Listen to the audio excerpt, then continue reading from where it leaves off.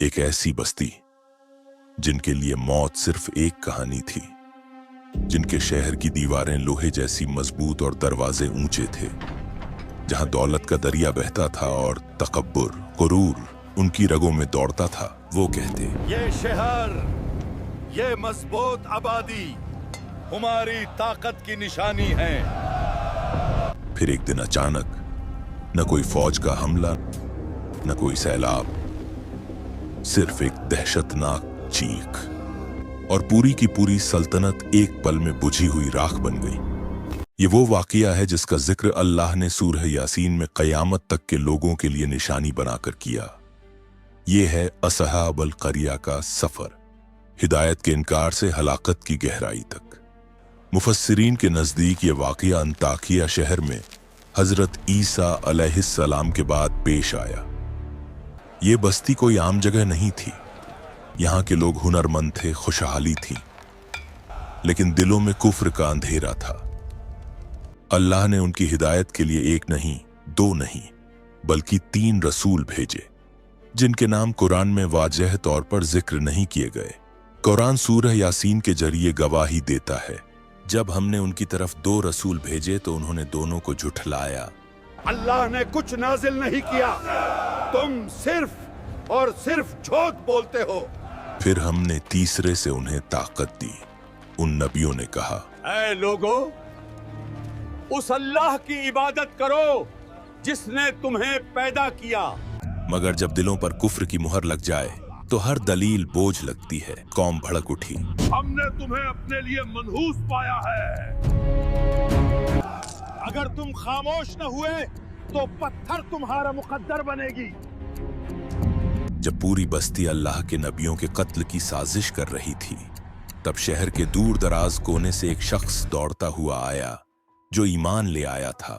तफसीर इब्ने कसीर इनका नाम हबीब अल नज्जार बताती है। उन्होंने अपनी कौम के सामने खड़े होकर ललकारा, इन रसूलों की पैरवी करो। ये तुमसे कुछ नहीं मांग रहे, बस तुम्हारा भला चाहते हैं। उस मोमिन ने एक सवाल पूछा, एक ऐसा सवाल जिसका कोई जवाब न था। मैं क्यों ना उस रब की इबादत करूं जिसने मुझे पैदा किया, और तुम्हें भी उसी की तरफ लौट कर जाना है। सवाल गहरा था, मगर दिल पत्थर। जवाब आया, लेकिन जुल्म की शक्ल में। कौम ने उसे घेर लिया। तू हमारे ही कौम का होकर हमारे खिलाफ बोलता है, आज तेरा अंजाम बुरा होगा। मार मार कर कत्ल कर दो इसे। रुक जाओ, अल्लाह के अजाब को दावत न दो।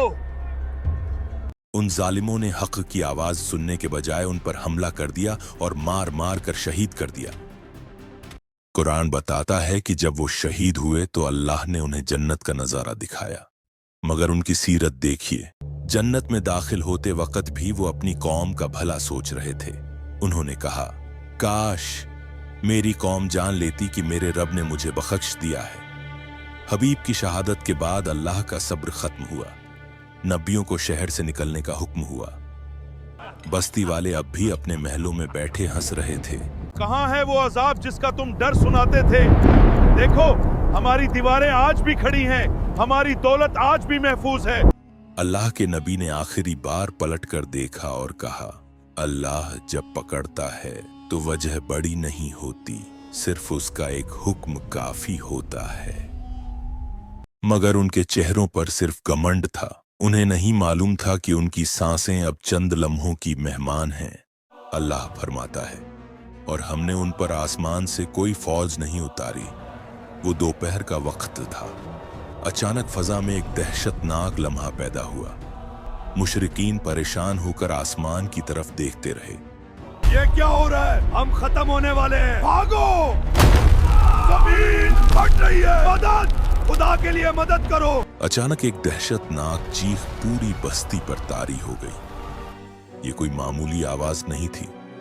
मुफस्सिरीन के मुताबिक ये हजरत जिब्रील अलैहिस्सलाम की एक चिंगाड़ थी।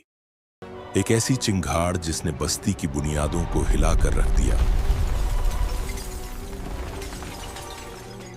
लोग अपने घरों में बैठे थे। जैसे ही वो आवाज कानों से टकराई, लोगों के दिल फट गए, खून की गर्दिश रुक गई।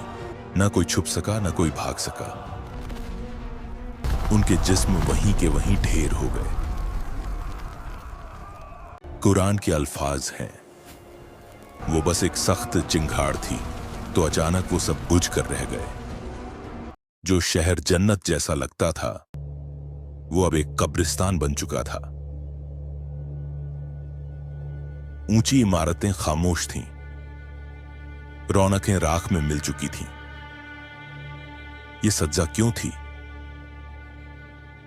क्योंकि उन्होंने शुक्र की जगह कुफ्र को चुना और अल्लाह के भेजे हुए रास्ते का मजाक उड़ाया।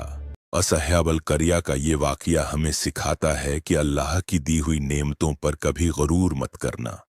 जब इंसान हद से गुजर जाता है तो अल्लाह की पकड़ ऐसी आती है कि मौत मांगने से भी नहीं मिलती। सोचिए, अगर एक आवाज पूरी सल्तनत को राख कर सकती है तो हम किस गुमान में हैं। वीडियो को लाइक करें और चैनल को सब्सक्राइब करें ताकि ऐसी मजीद ईमानी वीडियोस आप तक पहुंचती रहें। मिलते हैं एक नई कहानी के साथ। खुदा हाफिज।